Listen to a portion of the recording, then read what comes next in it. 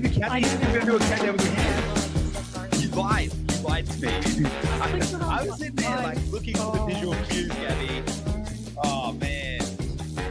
One day we'll get It's this still together. funny, but it's also the thing. I think you said right. I'm going to count down with my hands. I forgot.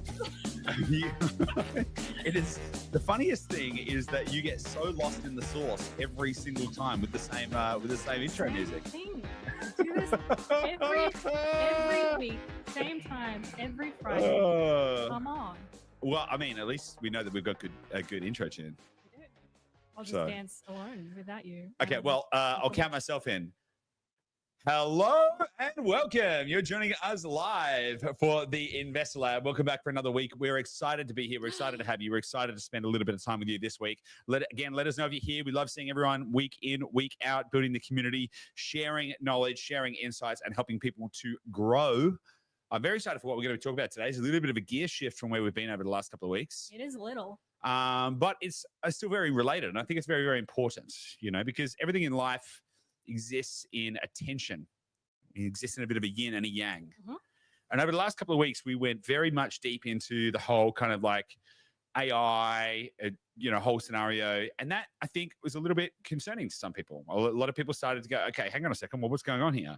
And I think I shared a story last week where I was talking to my bodybuilding coach, and I was talking to him about how AI, all of the stuff we've been talking about over the last couple of episodes. And he basically said, well, okay, well, what am I going to do then? I was like, well, there's heaps of stuff you could do. And he was kind of like, well, sounds too big, too scary. I'm just gonna pretend like it's doesn't exist, and I'm just gonna keep doing exactly what I'm doing today. I'm just gonna keep doing that, which is very interesting, right? Because I think that not just AI, but so many things in life right now are causing us to have a risk of passivity, and I think that is a really important thing to address. And excuse me, Gabby, for just kind of like launching straight into a bit of a tirade here, but it's something. I will put my feet up. It's put your feet up for a second, chill out, get yourself a cup feet of are up. tea, Let's curl go. up in the corner. Good. But it's not just AI; it's life. Over the last couple of years, people have become much more cognizant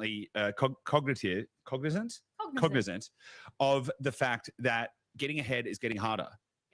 Even I've been having a lot of calls with clients coming on board with Dashdot. And if I think back to when we first started in 2019, the ambition for people was, I want to create a life of freedom, choice, and abundance. I want to have this future where maybe I can get a yacht and sail around the world, or travel and do all this kind of stuff. And there were dreams of prosperity. There were dreams of abundance. There were dreams of all of this kind of stuff. And whilst that is still true, and that is what people still want, what is actually becoming increasingly present, in fact, I would almost go as far as to say dominant, is that people are more concerned about their kids. More people are saying, look, yeah, of course I want to retire early, and of course I want to do all this kind of stuff, but you know what's really important to me? My kids. And because they know that life is getting harder. They know that it's getting harder to get ahead. People either consciously or subconsciously are becoming aware that they can't save faster than property price growth, that they don't, and most people don't understand the mechanism by which their money is losing value. They just know that things just aren't as easy as they used to be, and it seems to keep getting harder. Most people have no conscious understanding of what is causing that. Now, if you are listening to this channel, if you are here, then you will know, because we've covered this on lots of episodes. And if you don't know, go back to the start of the year and start watching through all the lives in sequence, and you will start to understand what the actual problem is. But most people aren't aware of that. They just know that it seems to get harder and harder and harder and harder to get ahead. And it can start to get overwhelming, because they start to feel like no matter what they do, they just can't seem to get a break, because they're existing inside a system that is designed to keep people poor.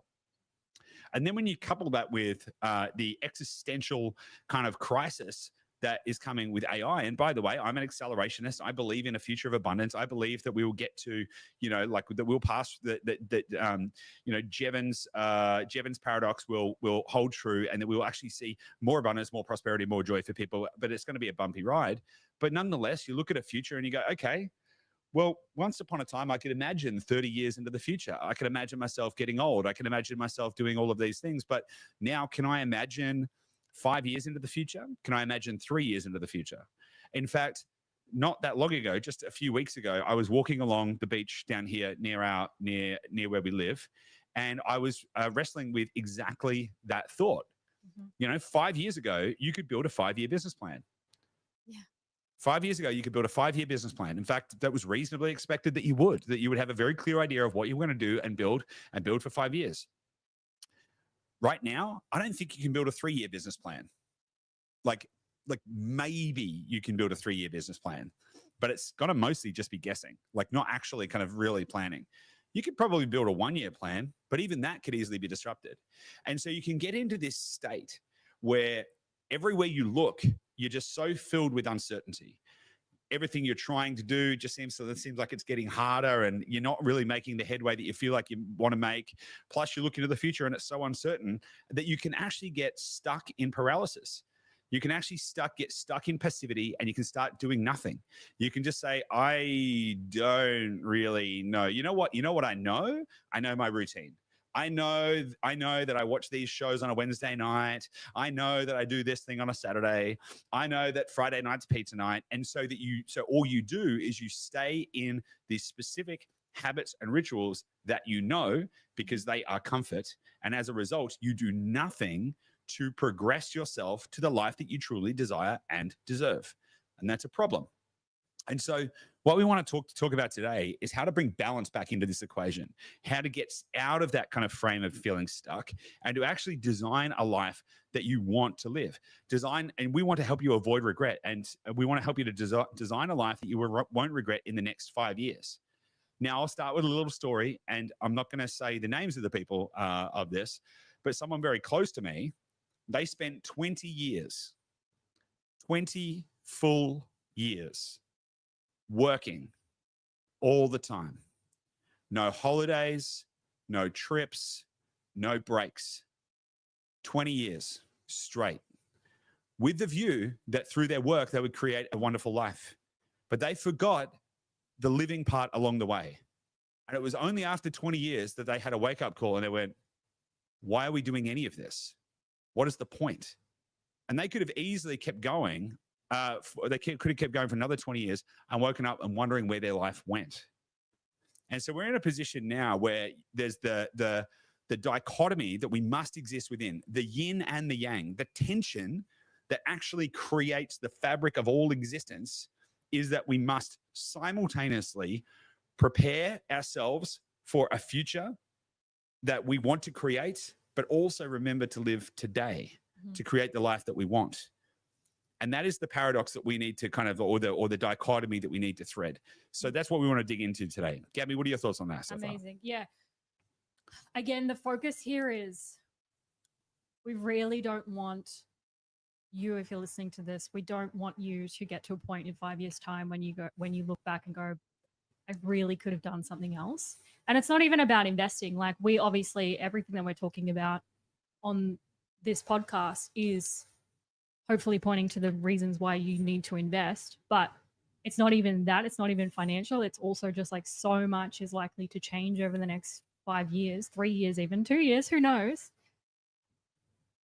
that you don't want to get to a point after that period of like running out of choices at that point. And so we want to make sure that you're actually living a life that you want to live now as well. And I like the concept of the risk of passivity, because I do think that people get really overwhelmed with everything that's happening.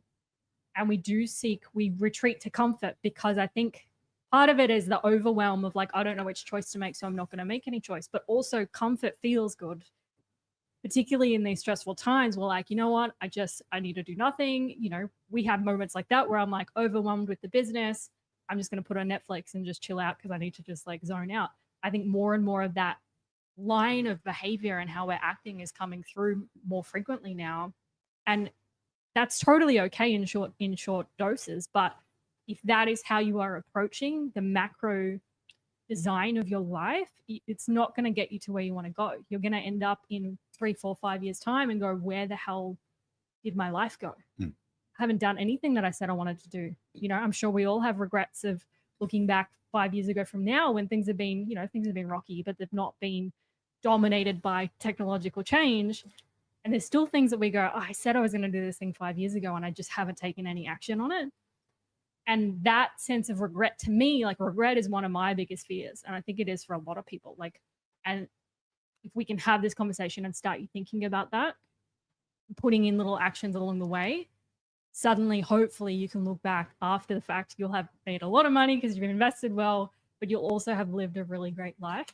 So hopefully we can start to get you thinking that way as well. Yeah, because I think you touched on something really interesting there, right? And that's comfort. Yeah. And when everything around you starts to feel uncomfortable, then you revert to the things that are comfortable. Mm-hmm. And if you kind of play that out, then what you end up with is you just end up with a regression to the minimum number of things. You like, okay, I'm just gonna, you push it to the edges, push it to the extreme, and you're just gonna like stay at home and like do that, and you're gonna become very insular, and you're not gonna actually push yourself to do more and achieve more. Now, obviously, all of this exists on a spectrum. There is no, it's not a binary kind of element. And one of the things that I want to kind of touch on is this concept of high and low time preferences, right? So someone with a low time preference has the ability to delay gratification into the future. They're more than happy to sacrifice their desires of today for a better future tomorrow, right? So that is that's a really good investor mindset, typically, right? Where you're like, okay, cool, I'm going to delay the gratification to get more in the future. Now, the problem with a super high time preference is you could push something out beyond your termination date. Now, I don't want to sound too macabre or anything like that, but we don't know how long we have on this planet. You could be fit and healthy and in your prime. There could be nothing wrong with you, and you could go down the street and get hit by a bus. Yeah. Right? And so it's not even just this like, well, I'm young and fit and I've got 50 years ahead of me. You don't know that. You just don't know that. Now, so what can happen is then if you play that out, which I did in my 20s, I developed the point of view that life is short. You got to live everything in the moment. And I had a very high time preference. High time preference is gratification in the moment, here and now. It's the hedonistic mindset, which was my mindset in my 20s. Because I was like, okay, well, we don't know how long we got. So like, let's juice today. Like every day, max. Full out. Let's play full out. And I'll deal with tomorrow, because tomorrow is tomorrow and you never know if you're going to make it to tomorrow. Now, that can push you to have a very rich and rapid array of experiences, but they will necessarily be shallower by nature. And so that is not the answer. But also delaying everything and forgetting to live in the now also is not the answer. And so we have to find this balance where we have aspects. We think about it like the portfolio of life. You need to have some proportion of your resource, and your resource being your time, money, energy, focus, passion, everything like that. All of the things that make up your life have some portion of the portfolio of you that is allocated to future, some portion of the portfolio of you that is allocated to now, and then some portion that is in the middle, so that you can have a healthy, balanced portfolio of life.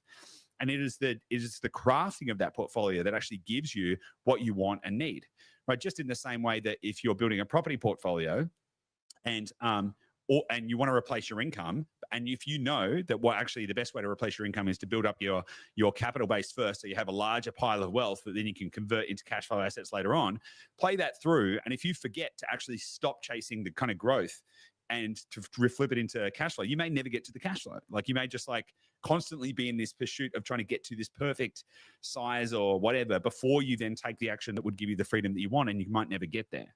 And so understanding how to kind of play these things off against each other actually helps us to plan for the future and live for today.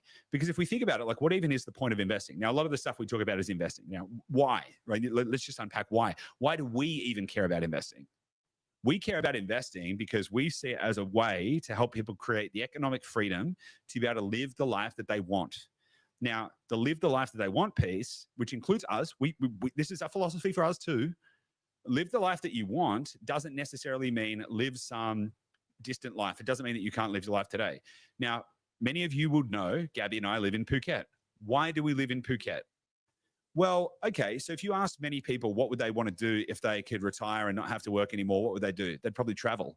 Like that's one of the most common things is they'd travel and they'd want to go see the world and they'd want to go and live on a tropical island and do all that kind of stuff. And so in their mind's eye, what they say is in 10 or 15 or 20 years, we will go and do this thing. And we said, okay, well, why don't we do it now? So our decision to live here is actually a decision of pulling the future vision of what we would want in our life forward to today. Now, does that mean that we're retired and sitting on the beach drinking cocktails and pina coladas, aside from the fact that I don't drink alcohol and neither does Gabby? No, it doesn't. Actually, we're working all the time. Like we work 6, often 7 days a week. But we do that in an environment that is our vision of how we want our best life to be. That's I wake up every day and whenever I walk down the beach or go for a ride down the street, I genuinely, like I would say 90% of the time when I leave the apartment, I go, oh my God, I'm so happy that we're living here because we've brought that moment forward to today. Now, does that mean that we have achieved everything we want in life? No. So it's not about kind of some retirement into some kind of, it's about bringing these ideas together and understanding how you can craft a life where you get the best of both worlds.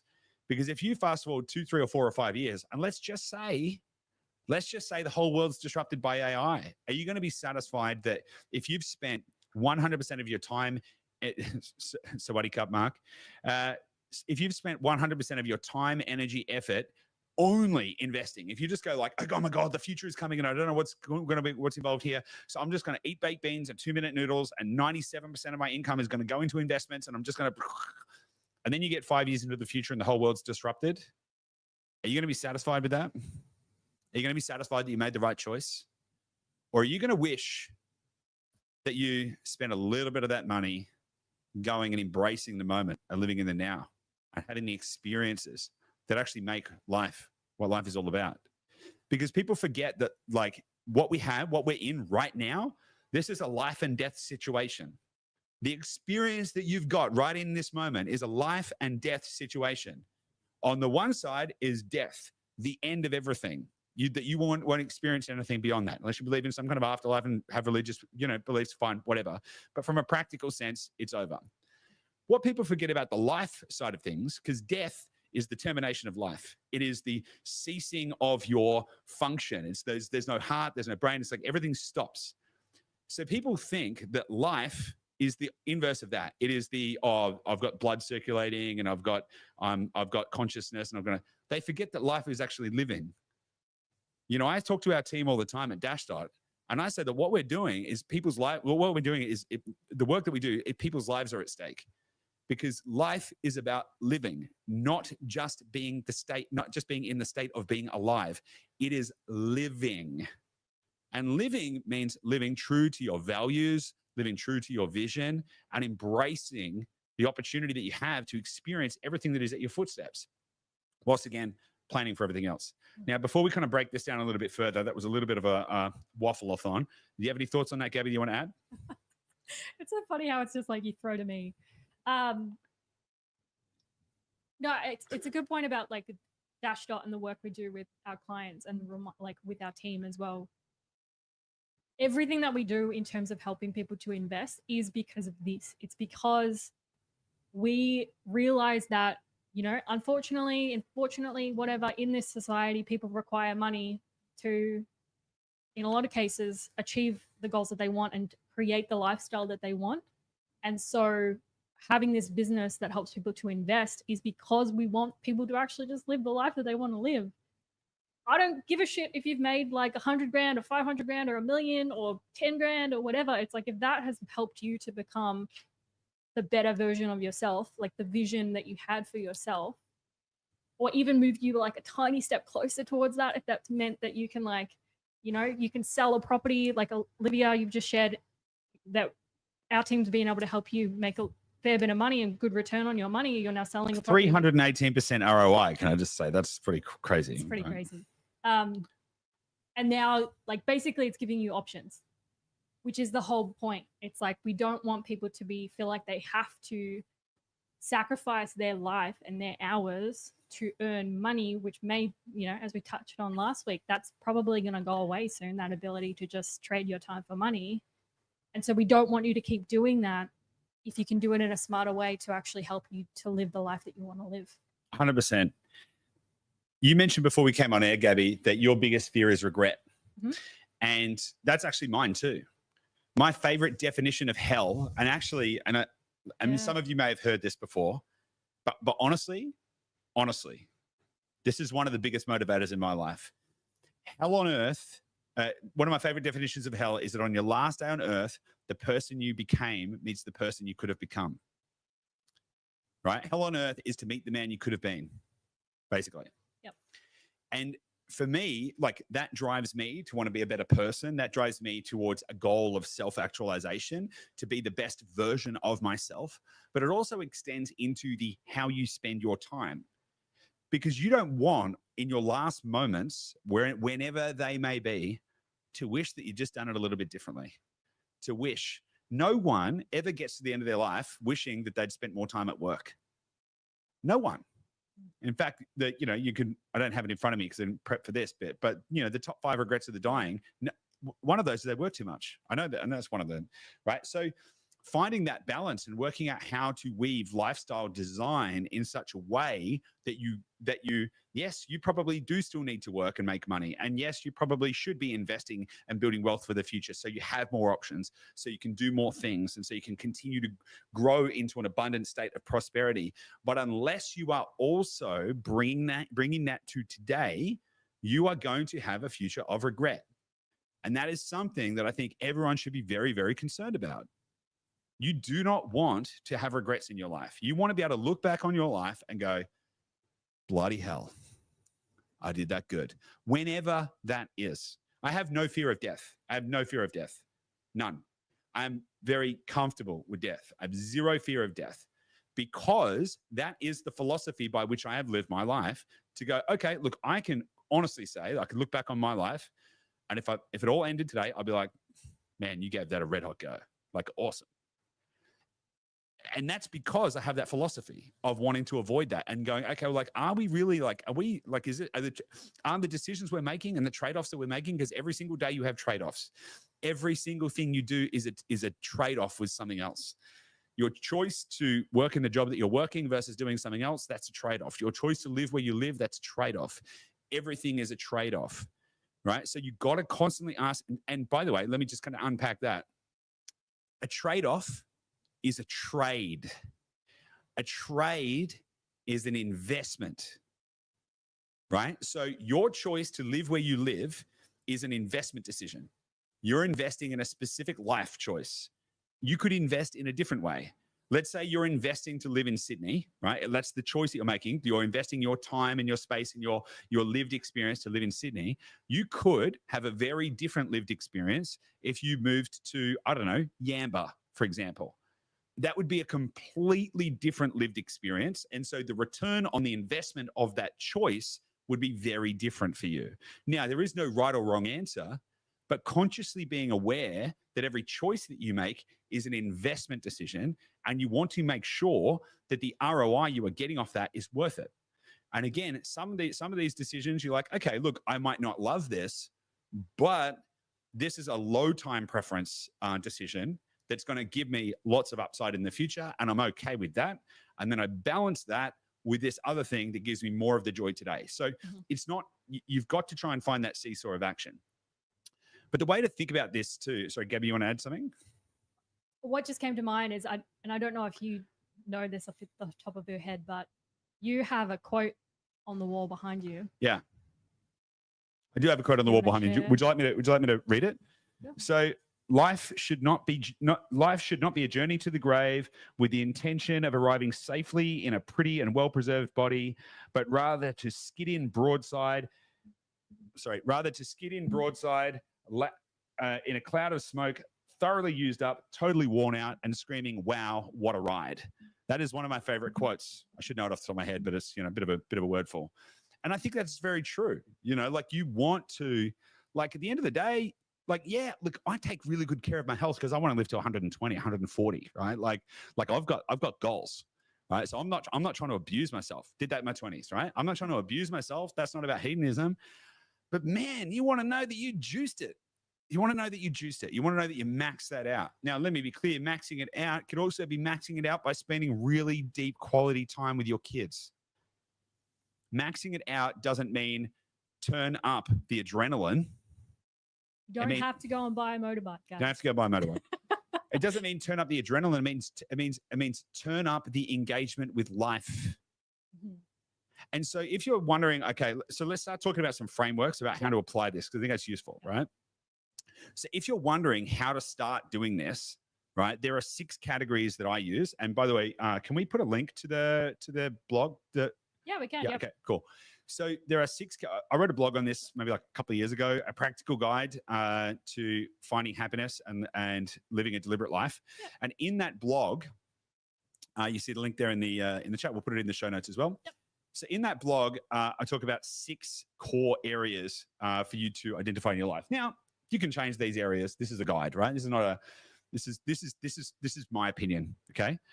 The way to break up your life is to break it up into 6 areas: health and wellness, family and relationships, business and career, finance and wealth, learning and development, lifestyle and location. Now, if you think about it, those 6 elements, or this is how I've thought about it, those 6 elements really make up the full spectrum of your lived experience. And so what you actually want to do is you want to spend some time doing some self-analysis. Literally write down those 6 categories: health and wellness, family and relationships, business and career, finance and wealth, learning and development, lifestyle and location. And you want to start to ask yourself some questions. How important is this area to you and why? What does good look like to you in this area? What personal goals and aspirations do you have in this area and why? How often do you want to spend, how much time do you want to spend dedicated in that area and why? And how will you feel if you're experiencing the area optimally in your life? And another thing you can do is just do a simple scoring metric out of 10, right? Or out of 5. Okay, out of 10, how would I rate my health and wellness right now? Is it a 1 or a 9 or what is it? How would I rate my family and relationships? So I really feel like I'm investing. But taking the time to kind of analyze that stuff in your life will help you to unpack the areas where you may be creating deficits that you may regret later on. Maybe you are a 9 out of 10 on finance and wealth and a 9 out of 10 on business and career, but maybe you're a 2 out of 10 on health and wellness because you're spending so much of your energy focusing on making money and investing money that you've forgotten to take care of yourself along the way. Or maybe your relationships are suffering. Maybe you're not spending enough time with your partner or your kids. And maybe that's something you're going to regret. I read a stat, and I may have this slightly wrong, but it's directionally correct, that 85% of the time that you spend with your kids is going to be before the age of 12, before they're the age of 12. So a lot of parents I know are working and they're like, you know what, I'm going to create this great future and we're going to have this great, but your kids, once they get past 12, they're going to want to stop spending time with you. Yeah. So if you optimize to spend a life with them when they're 18 or 20, they're busy leaving you. Yeah. So.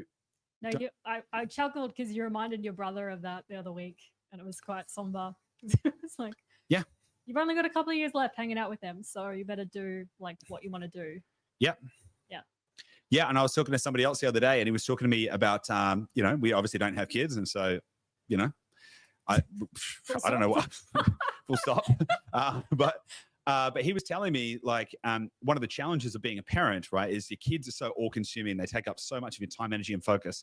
And you have, like, adult time or parent time in the evening, and the kids have gone to bed, and you finally just get a bit of a break, and you get to, like, go spend time on the couch, watch Netflix, connect with your partner or whatever, and you put the kids to bed, and then they call out, Dad, and they want to call you back. And in that moment, you're like, oh, God, can't I just get some bloody time to myself? But then at some point, you're just going to wish for that. You're going to wish that they'd call you just one more time. And he asked me, he sort of mentioned, he said, I don't know how to reconcile that. And I said, well, the way to reconcile it is to remember that 85% of the time you're going to spend with your kids just before the age of 12. And then it's a pretty steep drop off from there. And so really asking yourself, how are you investing in all of those areas of your life? Because everything in life is an investment. Everything in life is an investment. Your choice to invest in real estate or anything else is a choice to create the life that you want. You're choosing to allocate resources. So your choice to invest in learning and development, your choice to invest in, living in a place that you want to live, your choice to invest in your family is, again, an investment decision to create the life that you want. Gabby, you look like you had something to say. I did. Before we move on, when we started this episode, when you saw the title of this episode and you clicked through to join us live, to listen to it on the podcast, some area of your life popped to mind where you feel the most regret. I want you to sit and think about what immediately came to mind. Like, what am I ignoring right now? What needs my attention? And keep that in mind as we go through the rest of the episode. Yeah, that's a good point. Yeah. What do you know now that if you don't pay attention to it, will be irreparably damaged or you'll regret in the next 5 years? It's a really good point. It's a really good point. Now, for a lot of people, investing, like financial investing, is actually one of those things. You know, they're so worried about maybe making a mistake or whatever, they do nothing. In fact, I spoke to a guy last night and he's had $350,000 in cash sitting in the bank for the last 2.5, 3 years, doing nothing. And he's so scared of making a mistake that he's doing nothing with it. And if you've listened to any of the episodes we've done this year, you'll understand that he's losing roughly, 10% of that purchasing power every year. So let's call that 35 grand a year over 3 years, do the maths, whatever that is, $135,000, whatever it is, right? And so a lot of people are they're actually losing out by not making choices, because making choices is not a choice. Sorry, let me say that again. Not making a choice is a choice. Like choosing nothing is still choosing something, right? And so you have to really think about this kind of stuff. And I think it's a really great point, Gabby. Like when you read the title of this episode, what immediately popped to mind? Because we all know some stuff. We all know some stuff that if we leave that unattended, if we continue to neglect that little bit of our life, that we will not get the life that we want. Yeah. And I think we all, for me personally, again, finance and wealth and business and career have been very much my focus the last few years, because we've been building this business. We have grown like crazy. There is so much involved. We're delivering a lot of value, and it's like connected to we're having an impact on people's lives. So that makes it more addictive to me, because I know how much impact we're having and how much more impact we can have. And so I have put so much of my focus personally on business and career and finance and wealth and our investing and building our financials as well, that it's immediately for me, it's like family and relationships. And I've talked about this on a previous episode. It's like, for me, it's like friendships as well comes into that. I have been so focused on building my business that I've put friendships on the back burner. And I think there's an element where it's like, as you're going through it, you need to prioritize what you need to prioritize. But it's just that, like, this moment now when we reflect, what do I regret having put on the back burner? What immediately pops up of, in this next phase, or if I think that I have, 3, 4, 5 years to really make a go of my life before it becomes kind of unrecognizable because we don't know what's going to happen. What do I finally need to prioritize now? Yeah. And the how matters too, right? So we've got the 6 categories, right, to analyze: health and wellness, family and relationships, business, career, finance and wealth, learning and development, lifestyle and location. How you think about spending your time really, really matters too. So I had a conversation with a fellow this week with a family. A fellow? Yeah, a guy. What did you want me to say? Like, he was a fellow. He was a dude. He's a lovely fellow. Yes. He was a lovely fellow. Tell me about this fellow. Oh my God. I had a conversation with a fellow this week, and so he was falling into a trap that I think a lot of people fall into, right? So he has aspirations of wanting to create a better life for his family. Now, he's in that category, by the way, of individuals who is more concerned about creating a better life for his son than he is about some future sitting on the beach and sailing yachts. Like, yeah, that'd be nice, but like, really, he's really concerned about making sure that his kid is going to have a really good go of it. Because remember, we are the first generation where we're bringing kids into the world where they're going to have less prosperity than their parents. Well, so we are that generation technically ourselves, because our boomers had it better off than the boomer parents had it better off than us. And now let me talk you through a scenario that this guy was in. So he'd bought a property with the ability to subdivide it. He's a carpenter by trade. And his thinking was, right, he's going to buy this property. They moved into it's a house with a subdividable backyard. So they moved into the house, and then he was thinking, right, what I'm going to do is I'm going to subdivide it, and then because I've got the skills, I'm going to go and build a duplex on the back myself, and I could spend all my nights, because he works as a carpenter during the day. He's going to spend all of his evenings and weekends building this duplex out the back because he can do it with his own labor. And then if he does it with his own labor, then the margins will be better, and that'll make it viable because then he can do this, and then he's going to make this much money and all of this kind of stuff. And I was just like, how long do you think that's going to take you? He said, oh, it'll probably take me a couple of years, but I can do it on myself. And I was like, okay, so you're going to spend the next couple of years spending all of your spare time busting your ass building this duplex yourself. I said, you work on a construction site. How often do jobs run overtime and over budget? He said, all the time. I said, okay, so let's assume that it's going to run overtime and over budget. So not only are you going to burn up all of your available time, you're also going to expose yourself to a tremendous amount of risk. I said, and what are you doing this for? He's like, because I want my kid, I want to be able to spend more time with my family and have it and give him a better life. I'm like, okay, so like, why don't you just choose a pathway to build wealth where you actually don't have to go and swing a hammer and bust your ass on all your spare time, so you can spend more time with your family right now? Would that be a better way? And he said, well, yeah, of course it would. So now as a result, he's working with Dashdot, and we're going to help him build a property portfolio, and he can make money on autopilot overnight by buying the right property in the right place at the right time. But the shift in mindset, because he was going to sacrifice all of this joy that he could experience in that moment. Trips that he could take his family on the weekends, time that he could spend with his family in the evenings.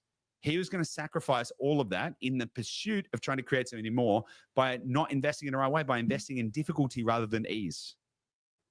Right. And I think that we really need to be very conscientious about how we approach this kind of stuff, because you can play life on easy mode or you can play life on hard mode.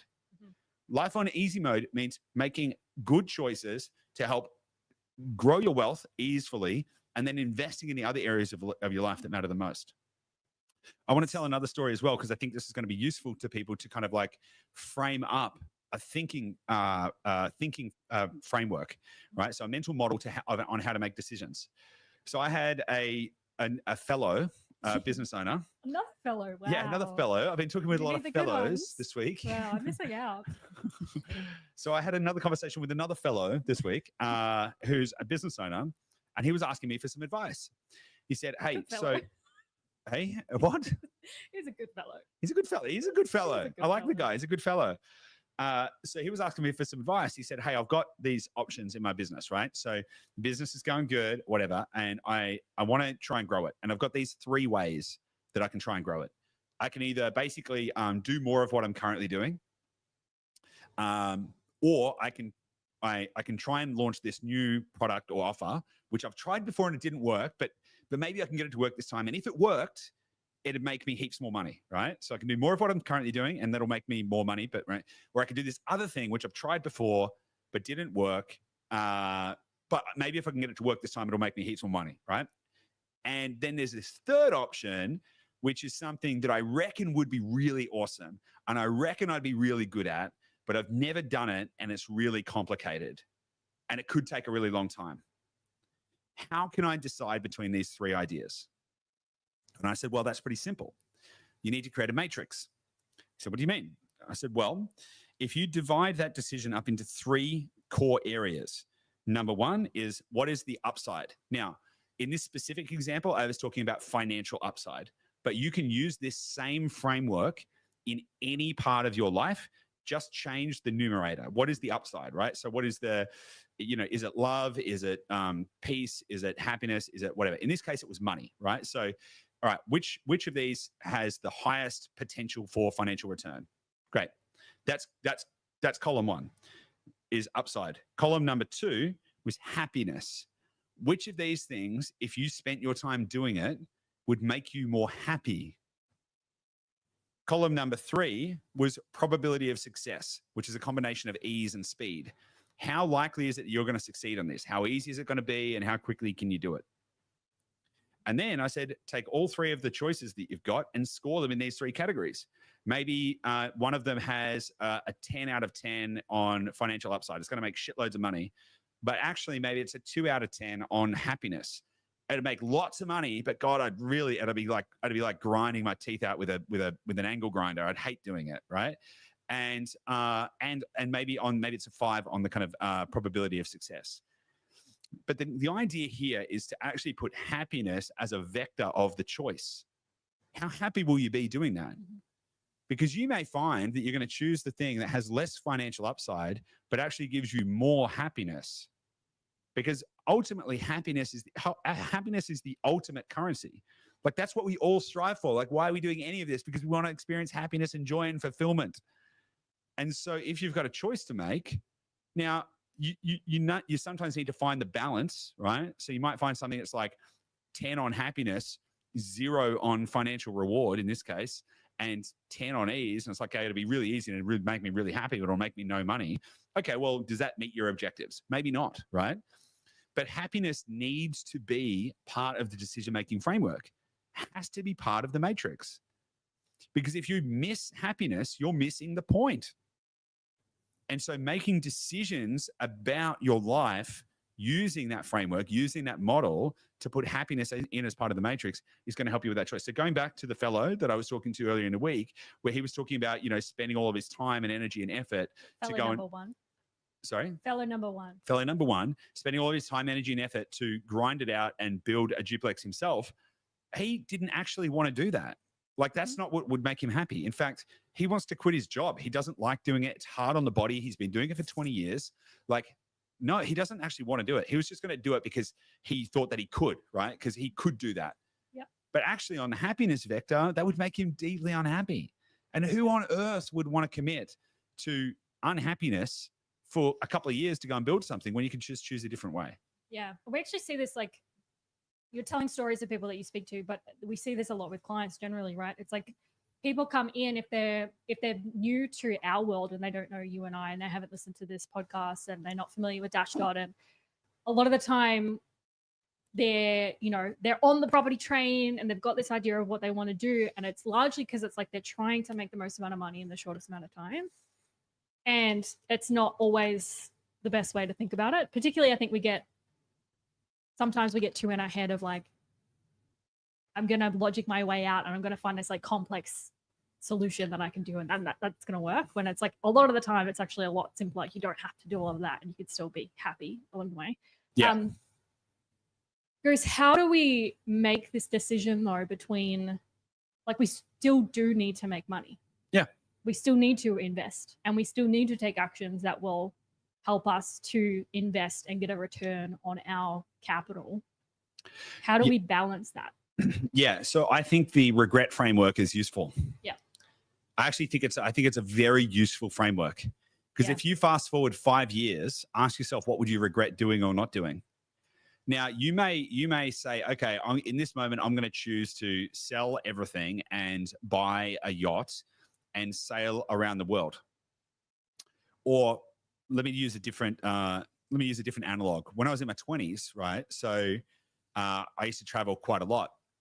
And I remember I was in the south of Cambodia in a place called Kampot, and I bumped into a friend of mine there that I actually didn't know was there. I just randomly bumped into him, and it was like a crazy, one of those crazy kind of serendipitous moments. And there was another friend who had bought a hostel in Kampot in Cambodia. Now, it was this little hostel, like a few rooms. Like, this was never going to be like some, significant wealth creation business, right? It was like it's kind of like allowed him to create enough money for him to live in Cambodia, right? Yep. And it was interesting. I was talking to my first friend about it. I was like, oh wow, it's so cool that friend number two has got this hostel. That's pretty cool. But then we both sort of thought about it. It's like, well, the problem with that is, like, in 5 years' time from now, if he decides he doesn't want to do that anymore, like, what's he got? He will have had nothing, and he will have a big black hole in his life. And maybe he had a good experience, but he won't have anything to show for it. And maybe he won't have progressed into where he wants to get to. And so you may decide that you want to sell all of your belongings and live in the moment and go buy a yacht and travel around the world and all of that kind of stuff. And that could create some great experiences. And by the way, don't let me try and stop you from doing that. But if you got to the end of that and you'd spent all your money and that was it, right? And you'd had this like multi-year amazing experience, and then you'd spend all your money and you hadn't done anything to prepare yourself for a better future, how would you feel? you would probably be grateful for the experiences you had, but you would probably regret not taking the time to invest some of that money into the future. Mm-hmm. You would regret not building some kind of financial fortress. Mm-hmm. So using the framework of, what would you regret in the next 5 years is actually a very useful place to start, because that can actually help you to do that. Now, you can apply that to health, by the way. And in fact, I did that. I did that with myself. I am currently having major technical issues with my screen. That is what is happening right now. But a few years ago, asked myself, like, okay, I can't remember how, maybe I was 35 or something like that. And I really asked myself, I'm like, well, what do I want my health, my fitness to be like when I'm 40? What do I want that to be like? And, I was like, if I keep going the way I'm going, I'm not going to be happy about it, because I'm not happy about it now. And if I don't sort it out, I'm going to be really unhappy about it then, that I didn't do anything about it. And it's only going to get harder. So unless I start now, it's only going to be harder to get to where I want to get to. And so you make these kind of trade-offs. So I think using that as a framework to really just kind of look at your life and go, okay, what's working and what's not? Yep. And what, if left unattended, will I regret in 5 years' time? Yeah. And just quickly, for a lot of people, that's going to be investing that they haven't done. Because a lot of people, they find it a lot easier to be like, oh, you know what? I listened to this podcast and they told me I should be happy. And so I booked a ticket to Bali and I'm spending all my money because it's going to make me feel good. And a lot of people get really scared of doing things like investing their money, taking their money and saying, you know what? I'm not going to have a holiday to Bali. I'm going to put my money into financial investments. And the reason for that, just so we're all on the same page, is because we have twice the level of loss avoidance than we do have a goal attractance, right? So we're twice as likely to avoid loss than we are to move towards what we believe will be a gain. And so if you are uncertain about something, you can very easily visualize that if I bought a ticket to Bali, I'd fly to Bali and I'd go to some beach clubs or I'd do whatever. And you can pretty easily, like, the probability of you having a good time is very high. So the risk of that going bad is pretty minimal, right? Because you kind of know what that looks like. Now, the risk of the unknown of you, say, investing in property, if you don't know how it works, can be like, I'm putting all this money in and I don't know what's going to happen. And so naturally you say, I just won't do it. I'll choose the thing where I believe that I have a higher degree of certainty around there being upside.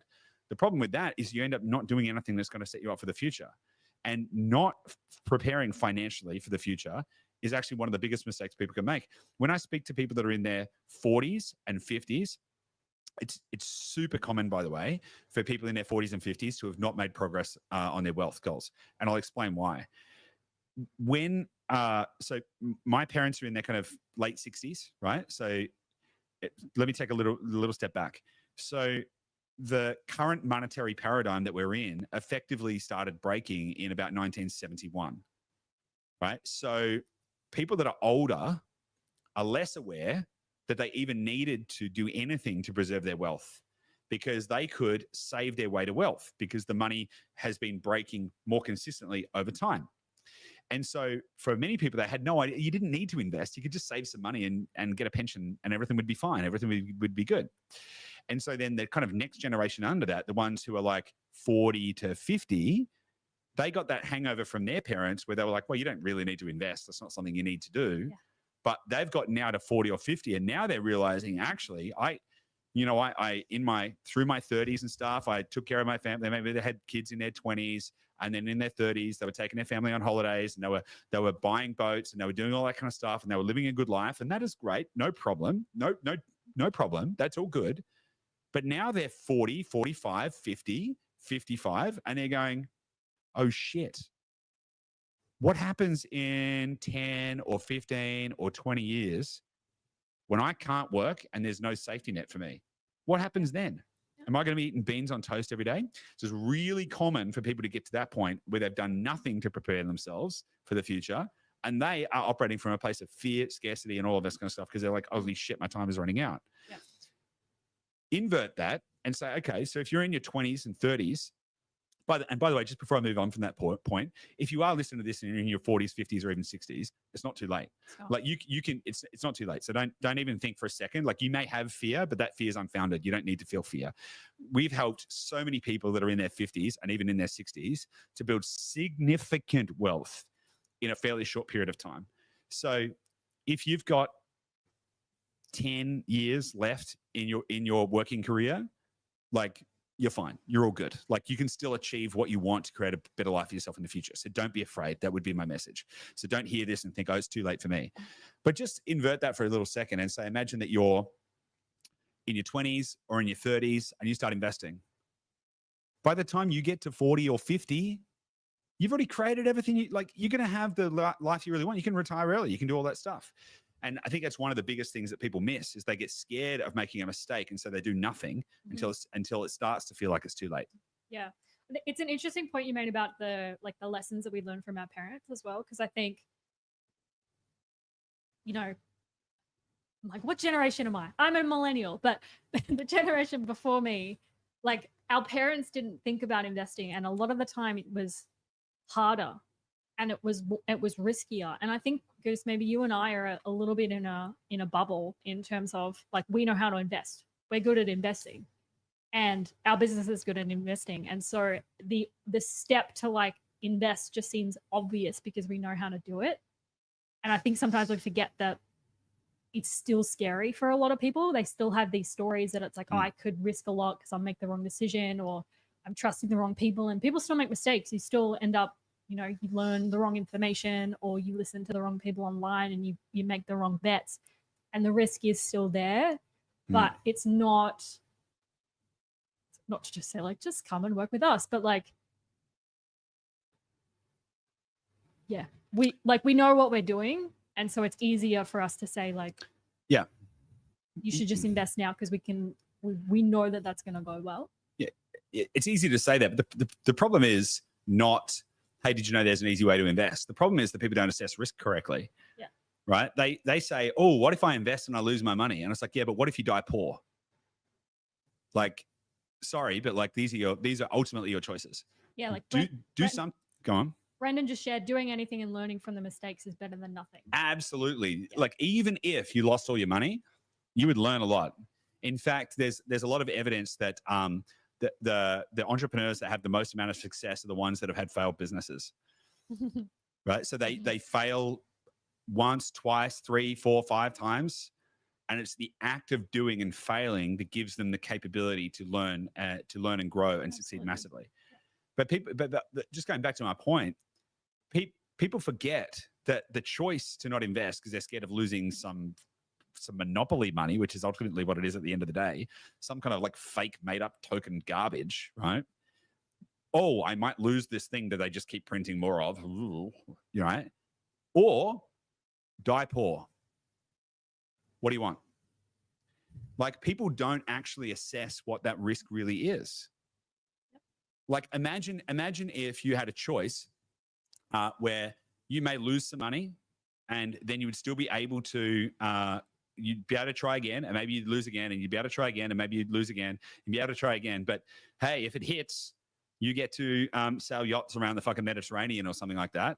Option B is you live hand to mouth, week to week, paycheck to paycheck, struggling every year more and more to be able to pay the bills because the cost of living goes up faster than the wages go up. And so at 30 years old, you're earning good money, you feel good. At 40 years old, you feel like it's pretty tight. At 50 years old, you're wondering why you can't go out and do anything, any fun. At 60 years old, you can barely afford the groceries. At 70 years old, you've retired on a pension that isn't even enough to afford to pay the bills. You have to turn the heating off in winter. And at 80 years old, you're dying cold in the dark. Sorry to be grim, but honestly, that is the choice. Like, it is brutal. And so what we actually need to do is we need to be very aware. We need to be pragmatic about what the future holds if you don't choose life. Train spotting, by the way, great moving. But choosing life is one of the most important things to do. And by choosing life, you have to be brave enough, courageous enough to choose the life that you want to live and start to live it. Because fear will keep you small. Fear will cause you to be sitting at 70 or 80 years old, cold, in the dark, alone, with the heater off. That's where fear will take you. And by the way, you may try and fail, but at least you tried, because you probably still won't end up in a worse position. And so taking the opportunity to be brave enough to live the life that you desire and deserve is the most important thing. There is nothing more important than that. You cannot tell me that there is anything more important than living a life true to your vision and your values. Because at the end of the day, that is all we have. We exist in this crazy, moment where some crazy forces in the universe have come together and given us this unique ability to experience. Full stop. Experience. The act of experiencing anything in a universe of nothingness is the most miraculous thing that could possibly be. It is the biggest miracle in the universe. The fact that we can experience anything, the fact that you're hearing this, seeing this, the fact that you can touch your fingers together, smell things. It is insane. We're given this gift. And it is our greatest obligation to take that moment, take that gift, take that opportunity and go like, oh, geez, I wonder what else I can experience. How do I maximize this? But you have to be brave enough to step into that. And you have to choose life. And you have to start to look at your life and ask yourself, what am I going to regret in the next 5 years? What do I need to do today to set myself up to live a life that I'm going to be truly happy with? So that when my time comes, hopefully many, many, many, many, many years into the future, that you look back and you'll say, I am very happy with everything that I got to experience in that lifetime that I had. That's where you want to end up. That's why you need to choose life. That's why you need to spend the time actually designing the life that you want to live and making sure you're investing in all of the areas in your life that matter. That means you've got to balance both high and low time preferences to make sure that you're meeting the desires of today and the desires of your future self, and not sacrificing everything for something that may never come. Love it. So important. All right, let's bring it back to how and make this actionable, right? So we've got the 6 areas of life: health and wellness, family and relationships, business and career, finance and wealth, learning and development, lifestyle and location. These are the 6 that we use. You are welcome to use them. If you feel you want other categories, you have free will, choose your own categories. Sitting with that and thinking, what does good look like for me in each of those areas? Like if I could click my fingers and have the perfect life, what does that look like for me? And I suggest you write it down. Agreed. Because there's a, you can get worried, whatever, but there's something happens in your psychology when you actually write things down and almost declare it to yourself on paper and take it out of your head. And just write down what you want. I struggle with that, right? Goose, how many times have you asked me, what do you want? And I'm like, it's like that book, The Notepad or whatever. Oh my gosh, no. Fellow number 3, it is called The Notebook. Anyway. Oh, you can't hear me? Oh, good. No, I can't hear you. I don't know what you said because I can't hear you because I got headphones in. But just on writing it down, so firstly, like the physical act of writing something down with pen on paper creates a neurological connection between what your brain sees and then what your actions do, right? So there's science, not word. Yeah, no, yeah, it's both. I mean, there is no difference between science and woo really at the end of the day. But it creates a neurological connection between your thoughts and your reality, right? So it translates your thoughts into physical reality. So the act of picking up a pen and writing it on paper actually has a mechanical function where it takes your thoughts and translates them into a physical reality. And that changes the way that your reticular activating system starts to behave and starts to move you towards those things that you've said. Yeah. Now, let me just put an adjunct to that as well. I really like to actually use Google Docs. Now, let me explain 2 ways that I kind of do this kind of stuff myself. I either write it down daily, because that gives me the opportunity to kind of slightly tweak and adjust. By the way, I don't write this shit down and just change it every single day. But what you actually may find when you start to think about this stuff is you're probably not going to get it right. Like probably not going to get it right. So I've kind of evolved a little bit from like just using pen and paper to starting to use Google Docs. Because what I can do is I can actually then write all the stuff out. I can be like, all right, so what does good look like? And what am I trying to create? And how do I want to feel? And I like really put all this kind of stuff down. Then I've taken it out of my brain and I've put it on a page where I can kind of see it. But also what that does is that starts the process of my brain kind of working through these ideas. And I might start to think, and like most of your thought processing happens in your subconscious, right? So you consciously take your ideas and you put them onto the page, but then you let your subconscious work around it a little bit. And then you might find, do I really want that thing? Is that really, did I mean that? And then the reason I like Google Docs is it's easier to just kind of go, okay, let me just tweak that a little bit. What if I change that to this? Oh, it's interesting. And you kind of get to spend a little bit of time crafting it, like molding clay. And then you start to shape things.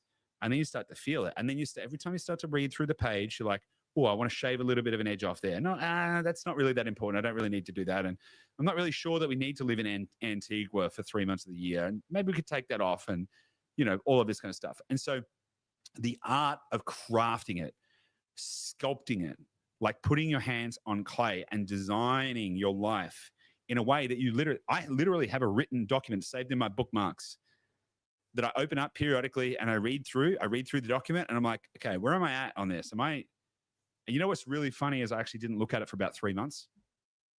I opened it up the other day. I sent it to you, Gabby, the other day because I hadn't looked at it in 3 months. And I opened it up and I was like, whoa, pretty close. Pretty close, right? Because the act of first defining what good looks like, designing where you want to go, crafting that life for yourself, then you start to program, your programming starts to kick into gear and move you towards those goals. Yep. So the act of doing I think is very, very important part of this. Yeah, just a warning I want to give as well when you do this, particularly if you haven't done this kind of stuff before. It's both a warning, but also something you should be looking for. You're going to be filled with dopamine because you're going to have all of these visions of like, this is what I want. Part of it is like you're seeking for that vision of your life that really genuinely excites you. If it doesn't excite you, it's not actually what you want. If you've written down like, I want a private jet, which we've gone through that experience before. You start a business, everyone's like, yeah, you got to set these goals. Private jet, wrote it down, had that for a couple of months. We're like, that I feel nothing. I feel nothing. So you're seeking that clarity. And I like your example with the Google Docs because you're constantly just like refining it. You put it down, you come back to it, you look at it, you're like, does this really light me up? Like, do I read this and go, that is so exciting to me. Like I can see myself living like that, trying to get to that place. The other warning with that though is once you've gotten to that place, you actually need to take action. Yeah. But can I talk about that though? Because this is actually really, really important. Yep. Because you may come up with things that you think are true, but you don't know if they're true, and you won't know if they're true until you do them. And there's lots of stories about people designing lives that they think they want, and then they get there and they realize it's not going to make them happy. Yep. And so crafting it is important, but then you need to start prototyping. Yep. You actually need to start taking small steps. Now, I'll give a real example, right? So I started thinking recently about yachts. Now, yachts, I've thought about them before. They sort of went off. I was like, nah, maybe not. I've started, for a variety of reasons, I've started thinking about yachts again, right? And if anyone would like to know, I've had this vision of like, oh, one day I'd like to get a Sunreef 60 Eco. You guys can look that up. I have been shown many pictures of it. It's so cool. It's like you can just live. You could be self-sufficient on this yacht. It's got all solar power, plus sail, plus electric motors, plus it's sick, right? It's so sick, right? And I'm like, oh my God, I want this. Oh yeah, let's get. Oh yeah, I want to. We can't afford to buy one now, right? So it's a bit of a goal, right? It's a vision, right? And I'm thinking, oh my God, this would be amazing. And then we could just live on the yacht full time. We could sail around the world, and we could do all this kind of stuff. Okay, so how do I prototype that? How do I actually work out if that's actually what I would like? We could rent a yacht. Pretty expensive to rent yachts. We've been on it. We've chartered a couple of yachts. So much fun. So amazing for a couple of days. So what I started doing instead is I started watching a bunch of vlogs of people that are like living on yachts, sailing around the world. I'm like, okay, like let me look into that world. And they're having the time of their life. But I get to see that and go, okay, can I put myself in that picture doing what they're doing? How am I going to feel about that? And I said to you just last night, I said, all right, I'm not sure. I think I'll go stir crazy on a yacht. I'm not sure that I could handle living on a yacht. I love the idea of it. You like walking too much. Yeah, I love the idea of it. I love the idea of like sailing around and discovering islands and doing all this kind of shit. I think it's awesome. I'm not actually sure I could live on a yacht. I think I could. Good to know. Yeah, I think I could go on a yacht for like a week. Yeah. I'm not sure if I could live on one, Yeah. or like maybe one day we could do like a round the world trip. But like, I'm not sure I want to live on one. But so you go through these steps of prototyping, right? So, you go through these steps of prototyping, and you can do prototyping in different ways. If you think that what you want is to live in a mansion by the beach, go and rent an Airbnb that fits that category, and just test it out and go, okay, this is good. I'm sure you're going to love it. But is that actually, like, just imagine yourself living there for the next 10 or 20 years. I love it. I need to share what Claire, hi. What Hey, Claire Claire has just mentioned. She said 4 Dash Dotters are doing a sailing course this weekend just to check if we actually want it. That's oh amazing. my God, that is so good. That's so good. That's perfect. It's a perfect example of like, yeah, what life do we want? How do we do a little micro step to actually test? Is this what I want? Because you might do it. Like some people might have this vision of like, I really want to like cook more because that's just part of the vision. And then you start cooking and you're like, this is shit.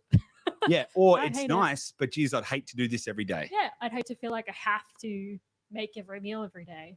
Yeah, doing exactly. Micro tests, yeah. So prototyping is one of the best possible things you can do in order to really start to test these things out. Now, maybe you have a vision that you want to buy a Ferrari, right? And so, I mean, yeah, you could save up a bunch of money and go and buy a $400,000 Ferrari and take it for a drive, and then maybe 2 weeks later work out that you never really wanted it anyway. Or maybe instead of spending 400 grand, you could spend, I don't know, maybe a couple of $1,000s, rent one for a weekend, take it out, drive it around, see how you feel, see how quickly that would wear off, see if that really is the thing that's going to give you fulfillment or not. Yeah. Hello. I thought you were going to say something. No, I will. What I think is actually really important in here as well is you don't need to wait for permission from anyone. Yeah. And I think this is a gap, even in the concept of prototyping. Like I'm thinking through people that I know that have all of these amazing ideas. They've got these visions. They're like, I really want to do that. And I was thinking through like, what is the barrier? Because prototyping starts with something really small. It's not like, even if like doing a sailing course is too much for you, just start what Chris was saying. It's like, just start looking at boats. Yeah. Online, just like flick through Google and look up like, or watch YouTube videos of people that live on boats, like something really, really small so that you can just start to see like, am I excited by this? But it's also not waiting for other people to give you permission to do the prototyping either. So for example, if you're in a career that you hate or a job that you don't like, or you're thinking about like something else you can do with your job, but you're just kind of like waiting for somebody to invite you to do that thing, you're not going to find out. Like just start doing the thing. Just find something small that you can do, that you can just like touch your little toe into it and not wait for somebody to say that that's okay, because it's your life. Like you need to take the action to move that forward yourself. Yeah, 100%. Yeah, I think a lot of people either implicitly or explicitly are waiting for somebody else to tell them it's okay. Yeah. But you also got to remember that taking one step doesn't mean that it needs to be the entire thing. Like, because a lot of people get, say, even just with like property investing, they might be like, okay, I might want to give it a go, but like, what if I don't want to build a 10 property portfolio? Mm-hmm. It's like, you could buy one investment property and maybe you go, okay, that's good, but like, that's not bringing me what I want, right? For whatever reason. Yep. You don't have to, like, there's a difference between, a taste and an absolute. Mm-hmm. Like, instead of buying a yacht and selling all of our belongings and then moving onto a yacht to live on a yacht and then realizing we don't like it, we could rent a yacht for a week and take it for a spin and get a flavor of it and go, okay, is that what we want? And that's no different from like investing in one property versus investing in 10. Like, it's still like, take a step, feel it out, make an investment, make a commitment, give it a go. And just making sure that you're kind of like measuring these things out to work out where happiness is going to be found in your life. And you'll be very surprised where that leads, because the last thing you want is to be optimizing towards the wrong endpoint as well. So we've covered quite a lot here. Do you think we've covered enough practical stuff? We have. Is there anything else that you want to cover in this episode that we haven't covered, Gabby? I am scrolling through our notes. I can't hear you. Oh. No, I think we covered a lot. I'm hoping that the concept is landing. Yeah. And again, it's bringing it back to what we started with. It's we don't want anyone to get to a point in a couple of years' time and having regretted that they didn't do anything. Because I think there's things for all of us where we've looked back now, looking back 5 years and go, really should have done that thing, or I should have put this first, or something should have been a different priority. And so much is likely to change over the next couple of years. And you have time right now and you have resources to be able to make decisions and put things in action so that you can actually just start to do the things that you want to do. Yeah. And fortune favors the brave, right? Like sometimes what you need to do is you need to make, you're the one that needs to show the universe what you want by taking action towards it, and then let the winds blow against your back. Because there's so many examples that I can think of people that have done stuff that most people would consider crazy. Like, for example, just as I mentioned, in my quest to understand what it'd be like to live on a yacht, I started watching a vlog of a family that have been now on the ocean for 10 years.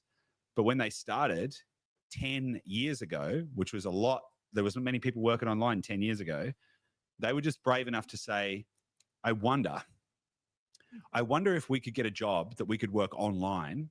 And I wonder whether or not we could do that while sailing around the world.